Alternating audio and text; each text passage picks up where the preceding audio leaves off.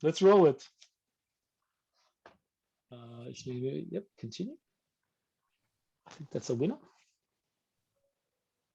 Lovely. All right, fantastic. Thanks, guys and girls and people around the world. So, folks, we are recording. Welcome to our evening session of the Net Zero 2030 Hub.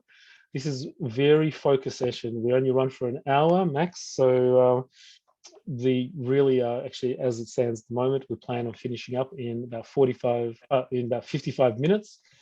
The way that we'll run tonight is we've got three people to come and talk to us about the progress of their specific projects, things that they're doing. It's very much around, opening up our eyes and really getting us a sense of the level of collaboration that's possible. But also we want to make sure that we've got an opportunity to help educate everybody on, some of the real sustainability progress that's happening. So tonight it's going to be George. So this morning, I should say, for those in the other side of the world. So George is going to have a conversation with us about non-diluted investment and other areas actually I'll leave it up to George to discuss and explain, but really around the financing space. James is going to talk about, James McGregor is going to talk about the incredible sustainability TV programs that they're running and also how that can be taken around the world to create significant impact. And we've got also Nick, who's here with us. I think Ayushi was going to do a bit of an update because Surab couldn't make it, but we may leave it up to you if Ayushi doesn't arrive in that case around Earth5R. So that's a very full program, and I really want to be able to just, as people speak, we're going to keep it short and just open up that floor for those discussions. As you know, we generally run breakout room type sessions. So we do the breakouts and then people sort of go talk and come back. Because this session is so focused, we're all going to do this in one room here together. So when it comes to etiquette, if I can just ask if everyone just to look at your screen and put your mic on mute now, that'd be great. And then if you need to say anything or ask a question, there's like the digital hand in there in one of those options. I think it's in where the three buttons are. If I see that pop up, you can, but we can just put your video on and just wave and we'll just pause and go to the questions. And that just seems to work well. Even with a big group like this, we've had it, with double the size and it still works well. So welcome everybody. So any questions before we dive straight in, because I'll pass it over to Anthony to do a bit of a Symphony 7 welcome as well. Any questions at the moment in terms of how we're going to run this? Any comments at all? We're good to go. Anthony, would you like to just comment?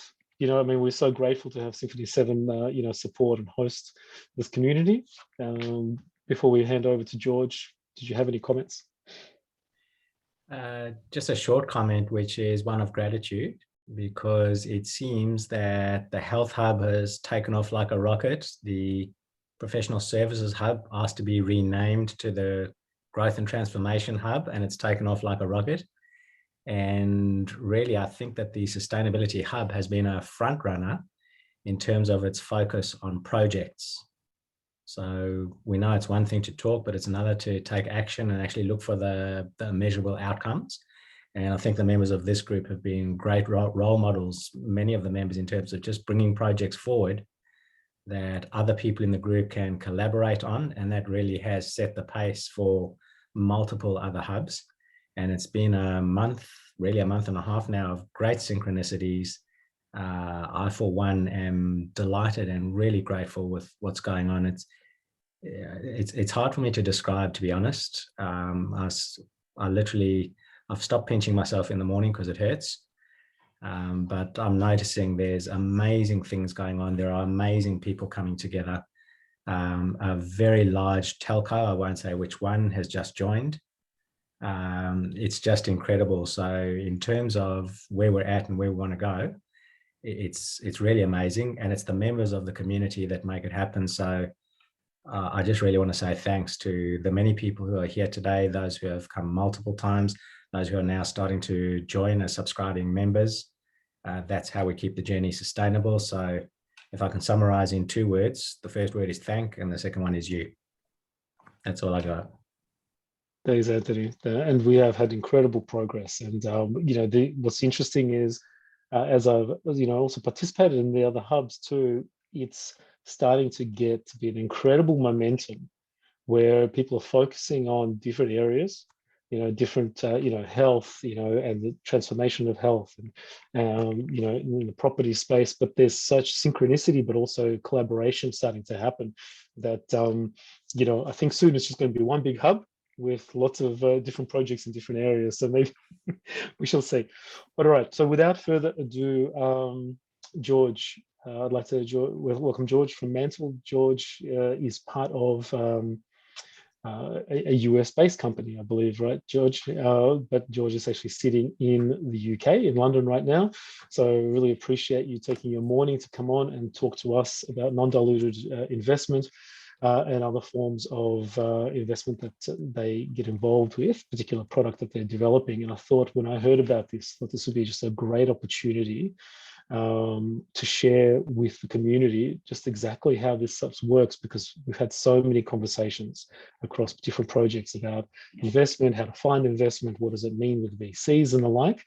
And I just really liked the model that George talked about, and I thought it'd be a great opportunity to share that. So, George, you're on mute at the moment, and I've made you, so you can, if you want to unmute yourself, I've made you co-host. If you wanted to present anything, feel free to grab the screen and share. Over to you. Hi, first of all, thanks for organizing this, and thanks for having me. So I think maybe best if I give a quick background as to it, and then I can sort of go into some of the slides, so there's a bit of context before we do that. So yeah, my background is financial technology. The company we have at the moment is called Staqq, which was a cross-border payment system, which is currently sort of, we're wrapping up with an acquisition. And so the last sort of 2 to 3 months, we've been really looking at how we're sort of turning our attention towards sustainability and clean tech. And a lot of what we had seen in the space, we kind of had been building a bit of a venture fund with Staqq as the main LP there. And we noticed that there was not enough capital going into sort of projects that are having a significant impact. So we looked at one end of the spectrum. We have, institutional investment and corporate investment going into, green ETFs, which actually, when you look into it, Microsoft counts as a green company because it self-reports, but it doesn't actually have a net, positive impact. And on the other end of the spectrum, you have these sort of unverified and very sort of problematic offset programs that, can get, a lot of these corporates chuck a lot of money into, and then they find out later on that nothing has happened. There's been no net positive impact. And so we thought, well, what can we do to accelerate the deployment of capital into what we call them climate positive businesses? What we ultimately mean is basically carbon removal, clean tech, as well as like renewable energy. So that could be anything from, an AI that enhances energy distribution, a grid, a renewable energy grid, to alternative protein, to like a direct air capture mechanism. And so what we looked at is a lot of these projects, initially there might be some angel investment available or corporates that are getting involved, but ultimately there's not enough at the commercialization stage. And then when you start progressing forward, there seems to be this massive issue where a lot of these companies are knocking on the doors of a lot of VCs and other investors trying to raise money, when actually their time would be far better spent connecting with impact investors that want to invest, that have a vested interest in seeing them succeed. And so what we've effectively been building with Mantle, and this is sort of 3-4 months out of going live, so it's currently in a development stage, but we're sort of talking to a lot of guys at the moment, is a platform that effectively allows companies to raise non-dilutive capital on a revenue basis. So what that means is that you're raising X amount of money, and then you're repaying that through a portion of your future revenues. So it's not traditional debt. It's not equity financing. and the way that we effectively add liquidity to this is that not only are there institutionals on the other end investing in those returns, but they're actually bidding for basically the capital, and then effectively they can then trade that on secondary markets. So for them, not only can they show that they're hitting ESG goals, but actually the company itself gets the capital up front, can then start to deploy that for growth and other potential other opportunities to sort of scale their operations. But then on the investor side, they have a facility which to trade and access other stuff. So initially, what we're likely to do is we sort of been building our own fund to sort of deploy this in a more centralized fashion. So it'll be non-dilutive capital, and then we'll build this out to basically open up the trading facility for investors going forward. And then we are attaching into this other opportunities for the connection between like renewable energy assets could be traded and sold on there as well. So it's effectively moving toward it being a more broader application, but the goal immediately in the North Star metric here is the acceleration of capital deployment into companies that have a net positive impact, like a verifiably net positive impact on the world. So yeah, that's kind of like an overview. I can take you through the initial slides, but actually that's kind of a overview. And I have any questions up front now, I'm happy to answer. I have a question, George, for you as well. That maybe that's a good way to start. Sure. Is so those that do invest, is there a concern? Have you seen that there's a concern around how you secure that investment? Yeah, so effectively, when an initial sort of application is made to raise money, so let's say you're trying to raise $500,000, so you would effectively go to Mountain create an account, and then it's you connect in your payment software or your sales software. So basically what we can look at is, do you have contracts booked? Do you have LOIs? Do you have existing revenue? And then we can effectively use that in an assessment to look at like risk of default. But then we're looking ultimately at using the trajectory of your revenue to deploy capital. And then you're basically paying a certain amount, like 10% of that back per month until you repay that loan. On the other side, for the investors, they get that information and then they can bid. So they could purchase it for 95 cents on the dollar. They then make that upfront payment. The company gets the capital. They can start growing, and then the investor can start trading it. So ultimately, all of those traditional ways that it's not the same thing when there's like a personal liability and it's debt and there's sort of other stuff. What we're actually looking at is using already established revenue or contracts that have been booked, and then dispense X amount of capital per year, giving you the upfront capital so you can actually take that and then expand operations. So if you're carbon removal, that means expanding your facilities, expanding your capacities. What we've noticed is that a lot of these DRECs and then like some of these sort of schemes to get more renewable energy investments and carbon removal expansions don't necessarily work that effectively. And the other concern we have is that a lot of like the carbon removal credits markets are going to be quite restrictive in a few years' time, because you have this dual revenue stream of, we're already producing carbon concrete, and then we're switching it over and then also producing credits for that exact same carbon. So arguably there's no additionality there. And so what this does is it purely means that we're giving you upfront capital with which to expand your operations. And then the companies themselves can say, hey, look, we are actually investing in carbon removal, clean tech. So for them, it gives them greater visibility. And then for the companies that the companies that are raising the capital themselves, it gives them a much quicker and efficient way to raise capital, and then sort of expand on their terms effectively. That's excellent.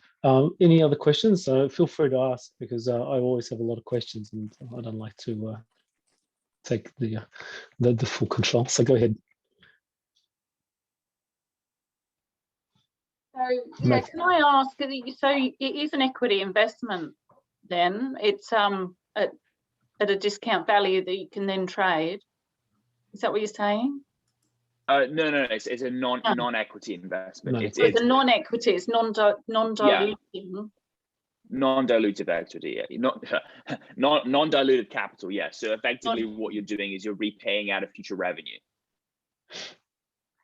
Yeah, it's an interesting model because, I mean, I'd say, what about security, like Vlad said?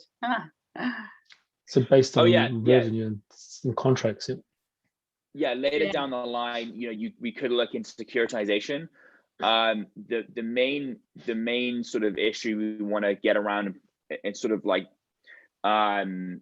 sort of be aware of is that if you introduce too much, if you start closing down, American investors, once you start, getting involved with the SEC, it just draws out the process. And what we've sort of said is like, well, ultimately we want to accelerate the deployment of capital here, not, have 2 years down the line and not any cent, into these companies.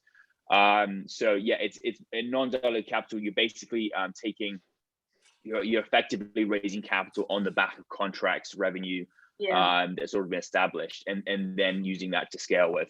But George, isn't that just franking? Isn't that just like I could go to a finance house and just get franked on basically the assets that have already got coming or the contracts that are already coming? What are you actually offering that's not the same as what I can get from something else? A different interest rate? So that does that actually, that does exist, and that's actually the part of the benefit here is that this is already established finance mechanism. What we're doing is it gives you a much more competitive interest rate because you're not technically paying back an interest rate. It's bidding. So, an investor initially plays, quotes you for like 96 cents on the dollar, let's say, for your upfront capital. They can then trend that forward. So your initial cost might actually be 4% of that raise. They can then trade that later on. So yeah, this does exist. This financing, capacity does exist normally. What we're saying is we can make that more competitive and add more liquidity on the other side.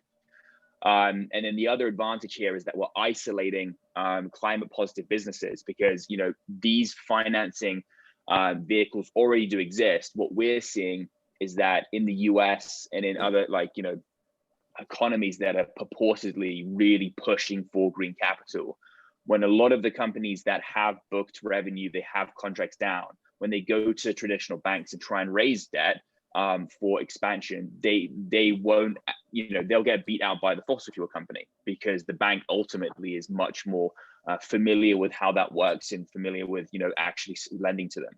So this totally does exist. Like at the moment, what we're saying is we're adding on a market capacity to it, and then just specifically targeting and enabling capital to be deployed into these kinds of companies. And so it removes the issue with going to a bank and then having all the other issues of they're still going to be financing the people that they're currently financing.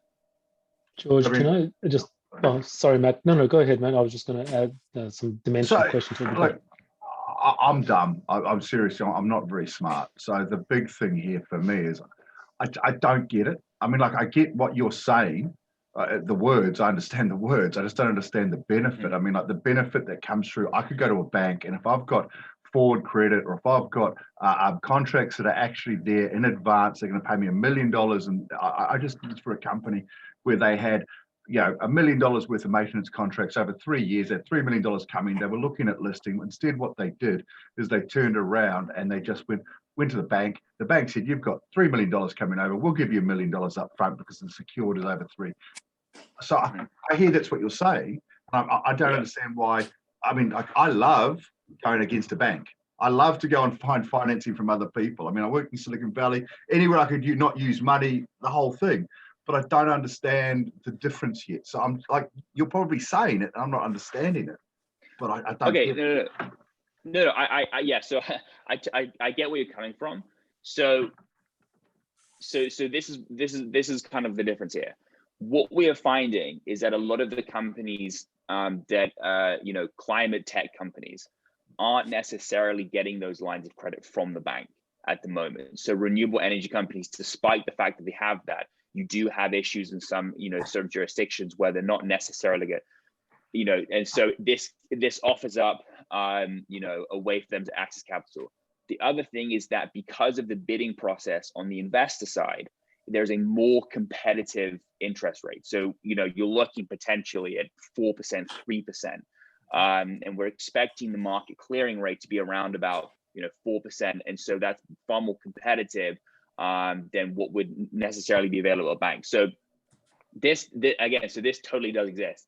The other side of it is that this mechanism is specifically for climate positive companies. And so from the investor's viewpoint, these are corporates, institutionals, and then, a wider set of investors that can actually then say that they are lending to these companies that have a verifiably positive impact on the climate. So for them, they can then go to the bigger lenders and say, look, we are investing into these. And then ultimately it's being deployed more effectively than the current system where they're throwing this money at green ETFs and sort of like nebulous sustainability initiatives. And so it's a much more efficient deployment of capital into these. So you're completely correct in saying that this already exists. What we're doing is we're actually enhancing the efficiency of the allocation by having a competitive bidding process on the investor side, and on the business side, they're verifiably climate positive impact businesses. So we're taking an existing system and enhancing it for this, for this particular industry. If that makes sense, I'm happy to go into more detail. Yeah. So just to pause on there for a sec, Max, did you want to ask a question? You look like you're. No, I was just going to say, so what it does is if you've got a corporate that's wanting to offset their evil with green investment, with putting money into planting trees, for example. So you say, I'm going to go off and I'll destroy this bit of the earth, but to offset that, I go and buy a heap of trees, right? And then they go, we're now green and awesome. Yeah. Okay. What this is doing is saying, instead of just putting that money into trees as an offset, what you're able to do is actually put that money towards an initiative that's going to have the same green benefit, or the same, environmental, social benefit, whatever that happens to be. But you'll also get that money back with some interest. How awesome would that be? So let me just ask something there as well. What about not just companies? Because you're right, like, with the work with SDGX, and, Christian's on the call, he won't let me lie. We're seeing a huge increase in investment in sustainable, impact-driven businesses. It's absolutely globally growing. But what about the infrastructure piece? Because I know, we've got Stephanie online from the Australian Ocean Energy Group. We've got, Julie with Greening Australia, and broader kind of community participation where infrastructure is critical. Do you see that this could be used in funding infrastructure as well? Or is it only companies with 100%. clear? Is it? Yeah. So and actually to that point, with like power purchase agreements, having those up front on the system, because again, that's another thing that we've looked at, is that consistently we've had like, renewable energy certificates have been used to sort of like encourage more development, but actually they're not ultimately generating enough expansion in that area. So yeah, on the infrastructure piece, that is 100% where we also see this going, because we can add on different facilities within the platform, so that you could purchase like renewable energy assets, you could bid on them, you could fractionalize ownership into them, and then there's other opportunities as well. We've been in the blockchain space for many years. We see it as a very interesting infrastructure to sort of add access to these markets, and then fractionalize ownership. We're not saying we're going to get optics at the moment. Throwing in blockchain and sustainability I don't think it's quite ready for it, but there's definitely opportunity for there to be synergy later on. But yeah, the infrastructure piece is 100% something we're looking at. We're actually working with a few groups in Bangladesh and Vietnam, who, again, this is another problem they have, is that they don't necessarily have the capital available upfront to create these infrastructure assets. But you do have a lot of people in the US, in Europe, and Southeast Asia that want to invest actively into green infrastructure. And so what the platform can then effectively do is service as that connection into those infrastructure opportunities. So it definitely something we want to go into. I think initially our go-to-market, that narrow focus is on the non-dilutive capital with the client positive businesses, but that 100% is infrastructure. We've been looking at for a while, for sure. Okay, and I guess I ask because again the community is quite broad with that sort of infrastructure opportunities and need for funding. Even Nick Anthony, that we'll go to a little bit later in the call. At the Earth5R, their projects are huge with incredible outcomes both for humanity and also the ability to generate energy and collect waste and a whole range of things.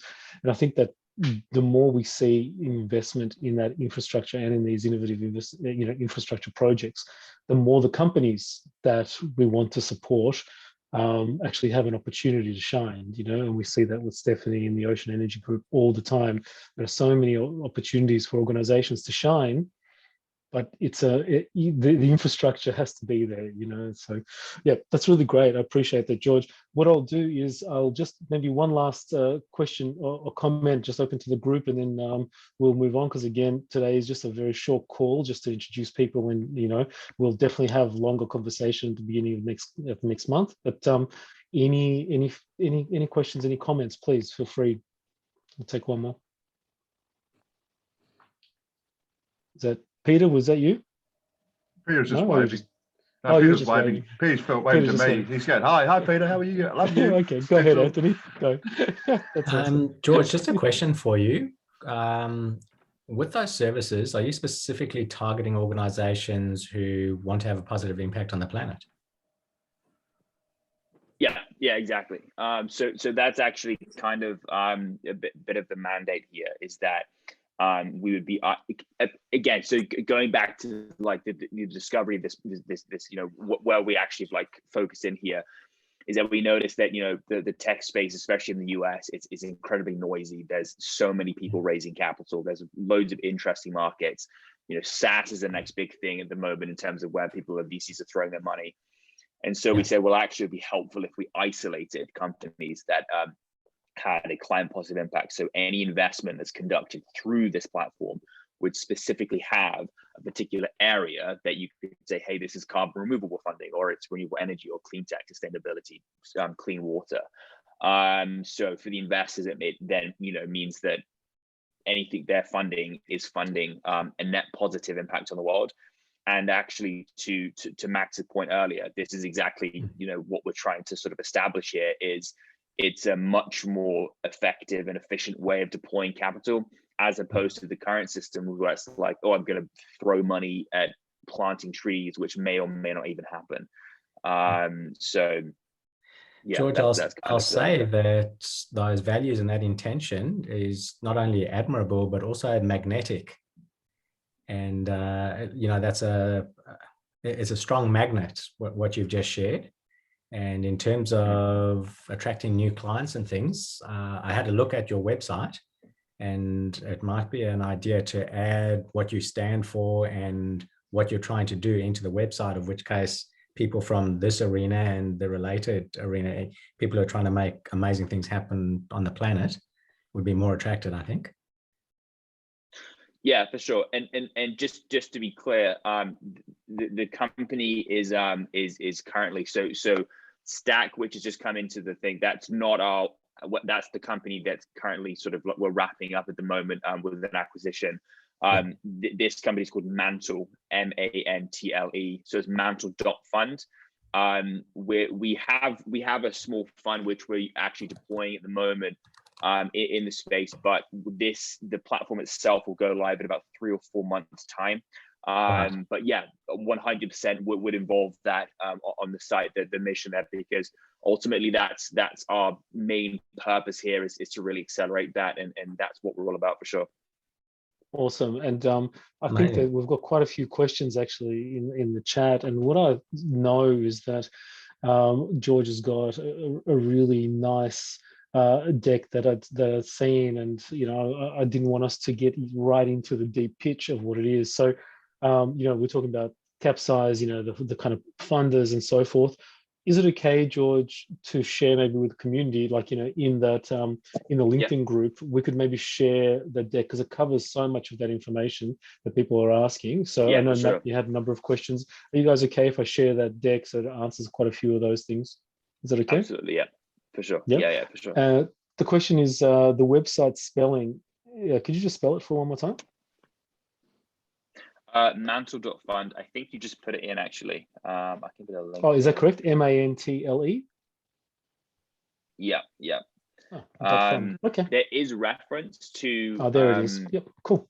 Sort of equity funding on that, but the main focus is non-dilutive. What we were saying is that initially we were saying that it could be helpful if we had a marketplace where people could raise capital, but for like on an equity basis for like seed rounds, but that will be much later on. The focus right now is the trading and the revenue based capital. That's really cool.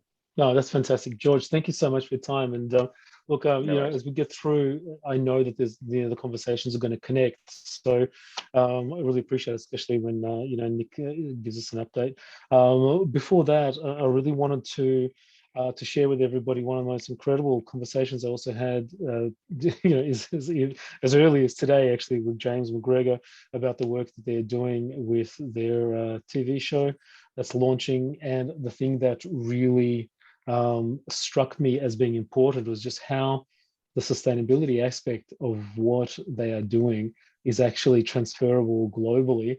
And when you look at shows like The Block and Renovation and the like, it's just so aligned in the conversations we've been having about driving consumer behavior to be choosing correctly, but also bringing a light to the organizations, the companies, even the projects that are happening around the world, but to drive behavior to what should we be consuming, what is actually, who's playing in the right space. Oh, there we go. And that's the reason why we're doing this, right, Matt? There's a little one. Look at that. So James, I've made you co-host. In case you want to show anything on the screen, feel free to share if you like. And welcome to the team. James is a long-standing member of Symphony 7 and the Hub, and so can't wait to hear. This is going to be very interesting for everybody, I'm no doubt. Can you see that okay on the screen? Perfect. Yeah, great. So very big change of pace. We're going to go from, I guess, funds and finance into reality TV. So a little bit of backstory behind this. So actually a little bit about what we do. So I guess everyone here knows that when we start looking at the sustainability challenges, both social and environmental, that are facing the world at the moment, we need to solve problems at scale. So individual projects are great, but the challenge is so immense that we really need to solve all these problems at scale. And a lot of organisations who set out to achieve net zero, they sort of know where they want to get to, but they don't know how to get there. So what we do is we have I guess what we call our net zero playbook, which draws from best in class, both from academia and business, around innovation techniques, around specifically developing up solutions to achieve sustainability outcomes of environmental, social impact. And in fact, what I'm going to talk about now is a project where the New South Wales government engaged us to use this process to help them identify a way that we can drive mass market uptake of sustainable housing. But as Vlad and I were talking today, the applications of this is really about behavioural science and how do we actually get mass behaviour change happening or mass demand for different products and services. It has applications well beyond just the housing space that we're working on at the moment. And in fact, we've seen evidence, particularly in South Africa. Anthony, you'll be interested to know some research around the use of like drama, soap opera style TV shows to educate people around HIV, for example. So there is some academic evidence that this has been done in the past by accident to some extent. And what we're doing is we're looking to use the power of TV instead of being a force for evil, as a force for good. So oftentimes, I think when we look at sustainability related issues, we have this Mexican standoff where, whether we're dealing with, trying to get people to improve water efficiency, we're trying to get people to reduce waste, we're trying to get people to consume more, renewable energy. You've always got this tension between, the supply side, which is the new innovation, the new tech, the new widget, the new idea, not having the demand in order to sell into, right? And you actually need both pieces of the puzzle. And so to help sort of describe some of the science that underpins what we're doing, I want to introduce you to Jonathan. So Jonathan's just customer avatar, right? So you all know Jonathan, right? So Jonathan's, the kids that you try to convince to turn the lights off and they don't. Jonathan's that customer that you try to convince to become more sustainable. Jonathan's that friend who you try to reduce the amount of meat that they eat. And oftentimes what we've done, or historically what we've done, is we've tried to convince Jonathan with a good business case, or we've tried to appeal to their emotions by saying it's good for the planet, it's good for your kids, or we'll give them a website or a fact sheet. The problem is I'm an engineer, right? So I'm a tech guy, so that's what I've done for many, many years. The problem is that this is not the Jonathan we're talking to. In fact, this is actually the Jonathan that we're talking to, right? So human beings, if you go back thousands of years, we were hunters and gatherers out on the plains, and when something with big teeth came along, you had to respond immediately to chemicals being produced in your brain, right? And you had to run away. So those human beings that responded to chemicals being produced in their brain ran away to survive. Those that didn't got eaten by that thing with teeth, right? So all those human beings that made those instantaneous reactions based on things like adrenaline and cortisol, oxytocin being produced in their brains, went on to survive. They then reproduced. Repeat that process thousands of times, and you have us here today, right? So human beings make decisions based on emotion. They don't base decisions on rational thought process. We do that after the fact to convince ourselves that that knife that you bought that cut through a pair of shoes is exactly what you needed. You'll come up with some rational argument to convince yourself that was right. But and the mistake we've been making in this sector is that we've been talking to that rational Jonathan, right? And so the problem that we were faced with was, we looked at this research around, worked with a whole lot of universities, CSIRO for those of you around the world. If you don't know who CSIRO is, I guarantee you're using their technology right now, because these are the guys that invented Wi-Fi. So they're Australia's national science agency. And what we looked at was looking for evidence around, can we educate people into making better choices? And what the research came back overwhelmingly was that actually there is zero research evidence that suggests educating people into making more sustainable choices has any effect whatsoever on their behavior. So then we flipped that question around the other way and asked the question, well, what does actually influence consumer behavior? And what came back overwhelmingly was things like TV shows, right? So these TV shows, because storytelling activates emotions, right? So people see something on a TV show, which then activates an emotion. It creates desire for a particular lifestyle or an outcome. And it doesn't matter whether it's a diesel burning Humvee or a solar panel, right? The TV show activates this emotion and desire for an outcome, and then they follow through their purchasing decisions to make those sorts of choices. So to give you an idea of how powerful these influences are, so Vlad mentioned before the block. If you're around the world, people may have seen this. It's Australia's #1 reality TV show. It's basically a renovation show. So the block gets about 1.5 million viewers per episode. So one TV show in Australia drives an increase in expenditure in the renovation market in Australia by 3.3%. Right? One TV show. Right, now that equates to in the Australian market about $500 million of extra expenditure on renovations, but because it activates people's emotions. The ABC here did a show called ABC's War on Waste, which was a storytelling fun way to talk to people about how they can reduce the waste they produce. That show had 3.3 million viewers, and of that, 68% reported some change to their behavior. Now, if you're a marketing person and you run a marketing campaign that has a 68% conversion rate, like, you're a legend, right? I don't know any marketers that hit that sort of conversion rate. So these platforms are extremely powerful in driving consumer consumption choices, and it's a matter of using those storytelling techniques to steer them in a certain direction. But what the research also showed, and this is this is a technique you can use on your own marketing. What the research showed was actually the shows that were really successful at driving consumers to action, to actually making a purchase choice, actually had there's three components to that success of that. So there's a TV show, which is the bright shiny object that's people get really excited about, but it has one job and one job only, and it's to get people emotionally invested in an idea. What they found was that the shows then had a really strong call to action. So once someone saw something on the show, they then gave them extra information to help them move them down the sales funnel. And then they surrounded that with this really strong, what we call our impact community. So it's like a social media ecosystem. And what effectively happens is they injected themselves into like they engineered this word of mouth marketplace, or this ecosystem, where people were asking their friends what to do, and then that actually reinforced their choice. And so we actually piloted this idea about 2 years ago, prior to COVID, where we produced the pilot of a TV show. And what we found was really, really strong ability to use a TV show to create a behavioral intent, right? And in fact, the researchers on this project, so we did about 1,200 consumers testing with them. And researchers never say things like you see on the screen there. You know, there was a really clear indication. Usually researchers will say, well, maybe there was a positive correlation with this or a negative correlation with that.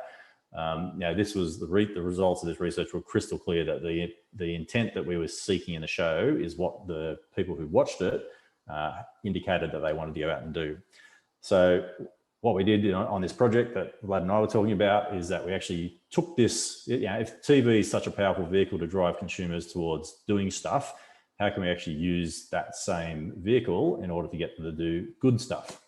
And so there's a two-piece puzzle. So one is, you know, creating that mass market demand, which is what the TV show is designed to do. But then there's also partnering with companies that deliver products and services that help us achieve the future that we're trying to build, helping them sell lots and lots of that product. And so we have two shows. The one that we're currently filming is called Renovate or Rebuild. We'll go on Channel 9 in a couple of months' time. So Channel 9 is one of the biggest free-to-air TV networks here in Australia. If you're in the US, the chances are you'll see it on DirecTV or HBO Max as well. And we have a second show called The New Jetsons. So, sorry, I'm going through very quickly here, Vlad. This is 6 years worth of behavioural science in 10 minutes. So, it's appreciated, man. It's a lot of information to get through. And so the communication strategy that the researchers identified was there was these three key steps that you can use this for. And you can apply this to things from COVID behavior through to waste behaviors, through to driving electric vehicles, is that the first step is to create that emotional reaction. So remember Caveman Johnny? We want to activate Caveman Johnny producing chemicals in his brain. Right? And that's exactly what the TV show is designed to do. Right? And so you feature things in that show that they get them excited, that they want to then, they desire that outcome or that lifestyle or that product or whatever it is you got on the show. The second step is to activate this social ecosystem. And so this is engineering this word of mouth ecosystem. So it's what the researchers would call social norming. So the idea is you get everybody talking about that thing that you've activated in step one across social media. So all of a sudden now everyone's talking about it. Therefore it's normal to be talking about it. So things like insulation, we're talking about housing, or thermal mass, like really boring topics, like how do we make those more accessible to people? And then finally, once we've got people talking about it, we can then connect them to companies that are actually selling those services, right? And that call to action. So step one is creating desire, and that's where the TV shows come in. I'll go through quickly on this. New Jetsons is the one we're currently putting together, which is all about building the house of the future. And again, this is all around housing, but this method can be used for other things. I just want to quickly cover off on this step two, activating the social ecosystem, is actually the most important step. So the idea is you want to engineer this impact community, and you can pre-plan it. So the guys from the ABC's War on Waste did this really, really well, where the idea is, so the analogy I use here is imagine if you were trying to create an impact across a social media ecosystem and you're doing it on your own. It's like taking one pebble and throwing it in a pond, right? There's one ripple. Now imagine you get 10,000 people to all throw the pebbles in the pond at exactly the same time, right? And you get this mass chaos, a whole lot of activity happening across the same time. So in our TV show, so when the episodes go live, we've actually got a whole lot of social media content and about 200 companies that will actually share this out through all their networks, all at exactly the same time. So all of a sudden, if we've got an episode that's focusing on, say, insulation or energy efficiency, what you'll see is wall-to-wall posting on energy efficiency around the TV show. So all of a sudden you get that social norming effect happen. So it's like blitzkrieg, but it's all pre-engineered to get that, to inject yourselves into that social media. And the idea is to get people talking about it. The other important thing about this, what we call secondary content, is that it allows you to get data, right? So by using social media, you can get heaps of data on who's watching and what behaviors they're undertaking. Now, I'm not sure how this video is going to go. I just want to show you, this may not work, Vlad. We'll see how we go. So the thing about selling sustainability is we need to make it in something that people want to share, right? So this is a little video we put together for the show which is talking about insulation. And this is a secondary content on social media. And I'll show you this, what we call edutainment. So we create an entertaining video that people want to share, but it's actually about quite a boring topic, which is insulation and the thermal performance of insulation. So let's see how this goes. Is that working all right? It's no sound. No sound? No. James, in order to share sound, one of the tricks we've learned is when you share screen, there's an option there which says share system audio. So in order to make that work, you'd have to stop sharing and then you'd have to share screen again and just watch for the button that says share system audio. And while you're doing that, just Share sound. Yep, got it. just doing a bit of a quick time check as well. So we just want to make sure that we give people a chance to drop off as well. So I'm not trying to rush you, but making sure that we Yeah, it goes for a minute 55. Is that too long? go for it. All right. All right, so this is how, hopefully this works. Let's see, here we go. We've been renovating this place for about 10 years now, so I'm getting pretty familiar with Michael's renovation language, the good, the bad and the crazy. Bugger! You've got to be. But he actually really only goes crazy for insulation. What sort of insulation you got in your place, Lindsay? You know, in summer, so cool. Don't even have to put the aircon on. So, you know, when it comes to insulation in your house, there's sort of two factors that, you know, determine how good it is. You know, so it's like, it's how thick it is, and the other is the thermal efficiency of the actual product. So, you know, if you've got those two, you get a higher R value. Yeah, it's pretty good, hey? So, you know, if you've got a higher R value in your house, mate, you won't even feel winters in this place, eh? It'll be so cool. But in summer, it keeps out, you know, all the heat as well. So, you know, that's what I've got at my place. I've got, you know, R3.5 up here in the roof. Sometimes I think Michael's insulation obsession may even border on unhealthy. Yeah, so anyway, I said you can keep the donkey. Classic. Whee! Oh my God. Oh, yeah, tell you what. Oh no! Oh my God! Oh my God!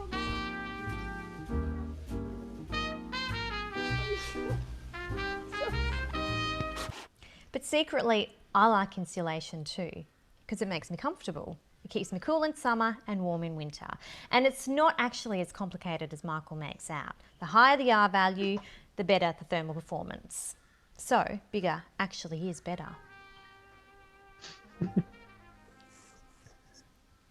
All right. We've been So That's hopefully, great. I was just going to say, Karen, I hope you were taking notes, because there you go. That's Karen and I today. We were just talking about the Dollar Shave Club video when they shifted all the you know, that consumer behavior when they launched, and it has some resonance on this one. yeah. So hopefully now, if I ask the question, is having a higher R value for your insulation better or worse? Everyone can answer that question, right? That's very cool. So, and the idea is, and you know, we've got a heap of those. We've got one called thermal mass is bad for stuntmen, but good for your comfort. And you know, there's a whole lot of other funny ones, which will come out around the TV show. But the idea is you want to make something that people actually want to share and talk about and tell their friends, right? And that way it creates that social norming effect. So, so if you're interested in some of the research papers that underpin all this, there's even a book written about grand designs. I can link you up with that. But I guess the key thing is that Vlad and I were talking about today is like that structure of, you know, the 3P structure of, you know, some sort of shiny object that activates emotion, a call to action, and a engineered social ecosystem. You can apply that to any sustainability problem. And, you know, in this case, you know, for the housing industry, the CSIRO research shows that we're going to potentially creating a $22 billion marketplace that doesn't exist today for net zero housing. So, so the idea is, you know, this approach, you know, we need to stop thinking about educating people. We need to actually think of, you know, remember Caveman Johnny. We need to remember that everyone's Caveman Johnny. So we need to make sure we connect emotionally with them, which I know Anthony with his Yaddy pitch will be able to attest to. And that's when we start trying to sell sustainability, we need to make sure we don't forget that. So that's it. It's awesome, James. And can I ask you, so one of the things that when we were talking, you were saying that right now there's conversations about potentially licensing this model. Is that something you can share, or is that all under wraps at the moment? Well, I think the model itself can be applied to anything. Yeah, so we're certainly looking at licensing the TV shows to US networks at the moment. But I think the science itself can be applied to any particular problem. So whether you're trying to address plastic waste in the ocean, whether you're trying to address water efficiency, I mean you name a social environmental issue. And the silly thing is, like, the marketers have known this for years, right? And the sustainability people, well, we've been too good to to lower our standards to do what marketers do and salespeople do, but that's what we've got to do, right? If we want to solve these problems at scale, we need to start, stop fighting with one hand tied behind our back. Yeah, great. Anthony, were you trying to ask something? Yes, I actually just want to say, James, I'm blown away with what I've just seen. I was watching the facial expressions on the screen as the content was being aired, and it's pretty amazing what we can learn. That was funny. It was engaging. I did learn, in fact, that bigger is better in terms of the R number. Do you know a gentleman by the name Tony Skinner? No. Tony Skinner is a former director at a company called Fremantle Media. You may not have heard of them, but I'm sure you've heard of Home and Away and Australia's Got Talent and the whole Got Talent franchise and a whole range of shows that were top of the pop, so to speak. And he's based in Australia, and we have easy access to him. And I wonder whether a conversation between you and him, even if only to talk about how you're franchising the show, what did they do with all of those other shows that made them positively explode on the popularity charts? Would that be a useful conversation? Yeah, for sure. Yeah, 100%. Yeah. Okay. He's a very down-to-earth guy. We introduced him to the National Basketball League, and last time we caught up, maybe a year ago, he was chief of content for the National Basketball League, but an amazingly approachable guy. And clearly he's dedicated 20, 30 years of his life to media. Great. Terrific. It's awesome. No, it's really great. Are there any other comments? I know that we're sort of running out low on time. I wanted to give Nick a quick opportunity just to cover off some of the Earth5R work they're doing and just sort of what they're looking for and kind of support. But James, really just extraordinary. And I think that there's just it's so poignant when we're talking about the impact. I can see Jenny's like, yes, education, make it funny, like content. This is exactly what we're talking about. And the reason why, a community like this works is because there is something that people can take action on. This is exactly it. They can see it, they can relate to it. And that's what I really love about the work that your team is doing, is that this is so relatable and put into practice and drive demand for that change. It's just extraordinary. Any comments before we flip over to Nick, and then we'll wrap up? Love it. You love it. Yeah, it's awesome. Yeah, I just, like, boring education is the worst thing that's ever happened to this earth. People need to, like, not only does it sell products, but it just builds a love of learning and makes it positive and so many other flow-on effects. So absolutely, James, will connect anyway. But yeah, thanks. Yeah, I've got to add to this. Vlad, everybody, you all know how I feel about relating to an audience. This makes so much sense. And for God's sake, I even spoke to you, Vlad, and Anthony today about, it's cool, right? Unbelievable, isn't it? That education on its own is not enough, and how you actually express it, how you engage with people, it's just so important. And a lot of this education has missed the absolute desire to take action. So I love it. So thank you. Really great. Thanks so much. That's really, really great. I'm just going to quickly, Nick, if you're still there, before we wrap up, and Samantha, I saw a couple of your comments. What I might do is I might connect with you and just sort of start to have a conversation as well about what you're doing at Earth.io. But just quickly in the meantime, Nick, are you able to just jump on? I think you're the only one from Earth5R at the moment. Do you want to just sort of do a quick, think you could do a couple of minutes, just let people know the projects you're working on and what could be done to support what your team is doing? Yeah, amazing. Thank you so much, Vlad, and really a pleasure to be with you guys today. I really appreciated the comments from James and from George. I thought they were very scalable solutions. They are impactful. They're different angles, and part of our problems of doing what we do and changing the world is that you have to be impact driven. You have to be creative. You have to build new models. And, you know, a lot of us are working pretty blind. There isn't a playbook. There isn't a strategy that's been done before. And building a system that is also collaborative is so important, where we share this information, share the knowledge, and leverage each other's learnings from that. Earth5R is based in Mumbai. Just as a brief background, we're based in Mumbai. I've been a volunteer with them for 5 years. Saurabh Gupta is the founder, who unfortunately couldn't be on the call today. We're busy implementing a river cleaning system in Mumbai on the Miti River. This has been our sort of main impact program this year, in partnership with the UN technology labs, with a packaging company called Huhtamaki has provided some capital, about 600,000 euro, in partnership with River Recycle and VTT in Finland.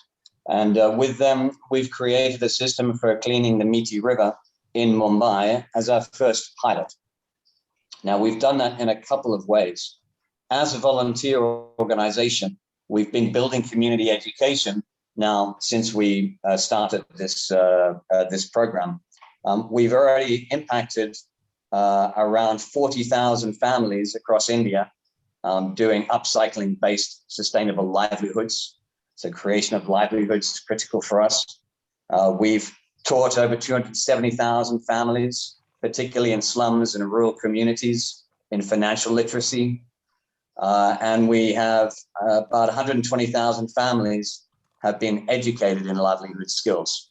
So just as an idea on our impact to date. Now, we've kind of hit a bit of a brick wall at our scale. So we're doing a couple of things.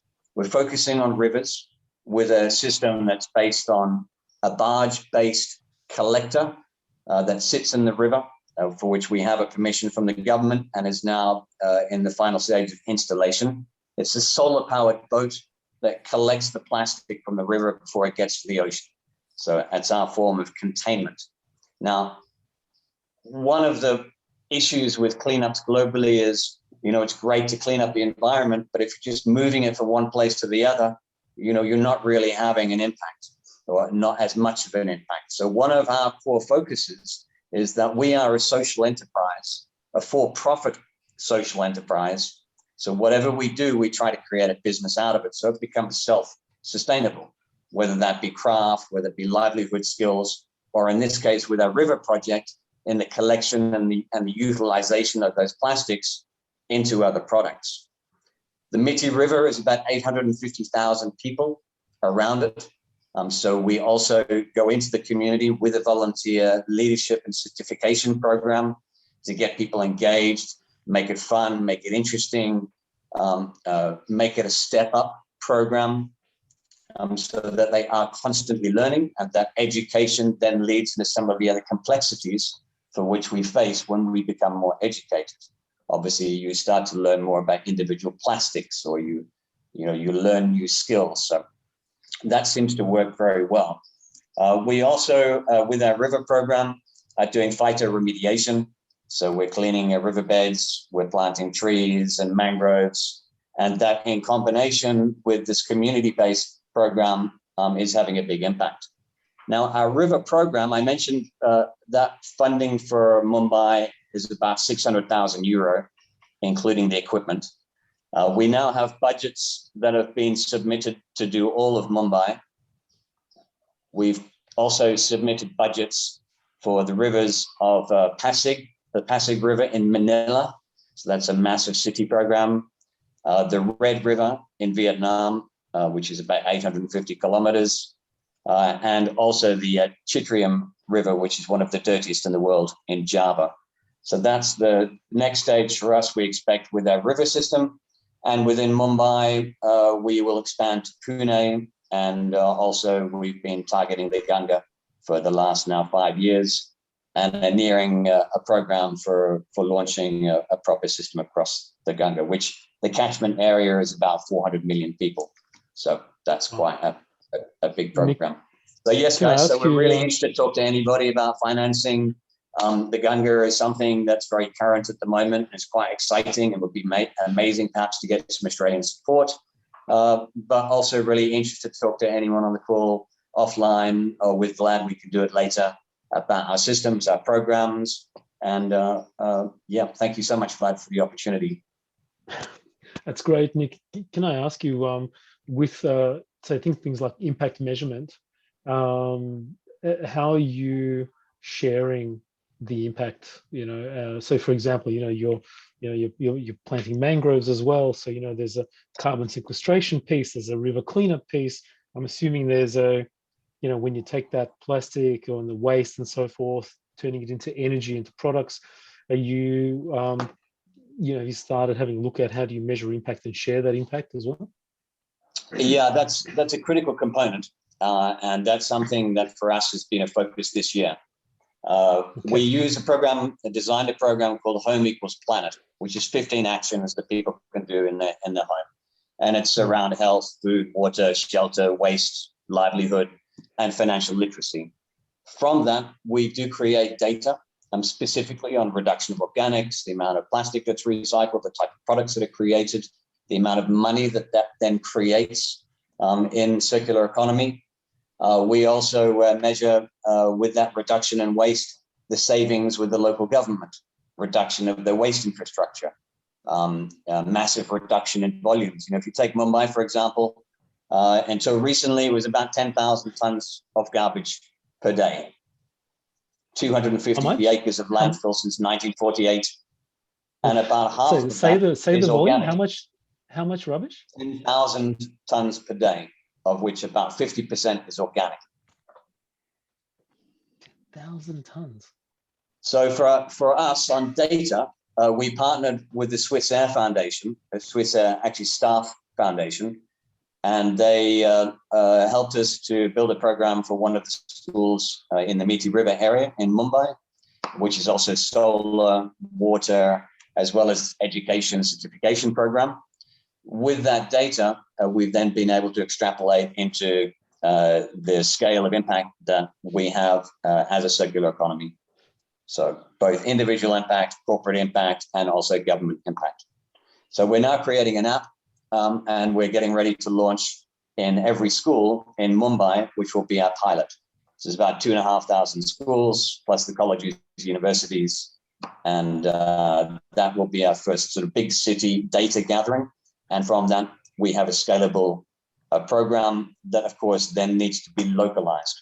So when we go to Africa, when we are in Latin America, largely the framework is the same, but of course there's local products, whether it be handicraft, different types of waste. There's local food that's grown, so languages, customs, culture. It is important to localize, but it's also important to try to have a wide impact at the same time. Extraordinary. Have you met a very thought-provoking, very impact-driven individual who's actually on this call right now? His name is Max, and he always has little stars on his name, and very focused on impact, and presented an incredible discussion around donut economics last month. Have you met him before? No, I haven't. I'm aware of the donut economic theory from Kate. Yeah, well, Max has got a very exciting platform that he's also building and launching, and I think it might be worthwhile. I'll do an introduction to Max. Max, do you think it's a good idea? I think that might be really worthwhile. It sounds awesome. I've been as soon as Nick Anthony was starting to talk, I've gone in and stalked him online and looked through all the stuff on the website and stuff. Looks like you're doing really great things, actually. I love it. Great. Yeah, thank you so much. I can post the website for anybody who's on the call later. That'd be great. Thanks so much. Any other comments or questions? Go, Anthony.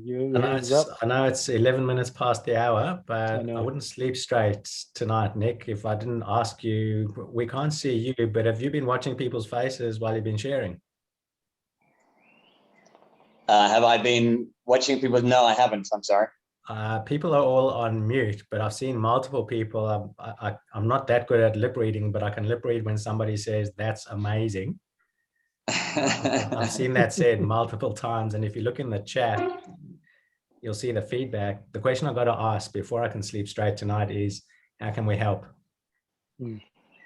Thank you so much. Well, number one, what you guys do is amazing, which is, engaging, talking, creating, go away from being consumers to be creators, and, believe in the power of one, believe in your own missions, and believe in the capacity to change, and that, positivity can create resilient communities, help us to access solutions, create knowledge banks, fast track environmental restoration. These are really positive things. From our own perspective, we would love to do something in Australia. I'm a Melbourne boy for all my sins, although I've been out for far too many years. So yeah, we would love to perhaps start a pilot program in Australia. We are very focused at the moment on our schools and creating an app. And then I would expect in 2 to 3 months, we'll then take that program and go international with it. Can I ask just quickly, Nick, if you want to have more spreading of what you're doing? I do a talk on Clubhouse. I do a morning one and an afternoon one, Melbourne time. And I'm always looking for people to come on and talk about what they're doing. So if you're interested, It's in the link is in there. By all means, just hook me up, and I'm happy to interview you and get information out to people. Yeah, very welcome. Our Home Equals Planet program is quite straightforward. It takes 20 to 30 minutes to do full training. And then our system would then empower you to be a trainer, for example, and you can then go to a school and teach 150 people or 500 people. Yeah, they then go home, sorry. and that impacts. That's not what I was asking. I was just saying, if you want to come and talk to people on the Clubhouse, there's a big community around the world on Clubhouse that you might be interested to come onto one of my rooms and tell people about it if you're interested. Very good. Yeah, happy to do that. And the same, goes for everybody on the call. If anybody would like personal training or would like to better understand our system, I'm happy to do one-on-one or some group calls. Oh, it's beautiful. Thank you, Samantha, for offering that. Anthony. Just a last thing, Nick, if you're able to write down a name, I don't know if she's able to show her video, but from Kerala in India, in this room is Deepa Tojan. And Deepa, I don't know if you can hear right now. There she is. Deepa, I hope you don't mind me telling everyone, including and especially Nick Anthony, I'll be quite surprised if at some stage in your career you do not become the Prime Minister of India. That's so sudden. Thank you. A millennial, 26 or thereabout years old, and you've already had a huge impact. So Nick, it sounds like you're already doing lots of things in Mumbai, but if you have any need for other connections in India, Deepa is an amazing person to talk to. That's perfect. Thank you so much. Thank you. I would love to have a talk with you, Nick. And that's amazing work you're doing there. I was listening to your story, and cleaning up Ganga is like a whole total mess. So even now during COVID, there is also this issue of people dumping dead bodies, COVID infected bodies in the river. I guess you are already aware of that. So that was the first. Yeah, that was one thing I was thinking when you were talking about cleaning up a massive river like Ganga, which has a religious context to it as well. So that's a great stuff you're doing there. Yeah, that's a very important aspect everywhere, is that you have these local issues. And in the case of India, you have so many different religions and festivals and so much different dumping and languages. So, it is a challenge even within India to create a program that also can be localized. Yes, true. The place where I live talks a different language, and we have a total different bunch of traditions that we follow. I have never been to Mumbai also, but I've got few friends over there, so I do have a bit idea about how it is in Mumbai. That's amazing. Great. Thank you for your work, and I look forward to connecting and learning more about what you're doing. Guys, I would just say on the call, asking specifically about what we do need, we are about to do a funding for our app. It's relatively small. We'll raise around $15,000 US. So if there's anybody with companies or foundations or individuals would like to make any small contributions, we will be putting the call out probably within the next 1 or 2 weeks.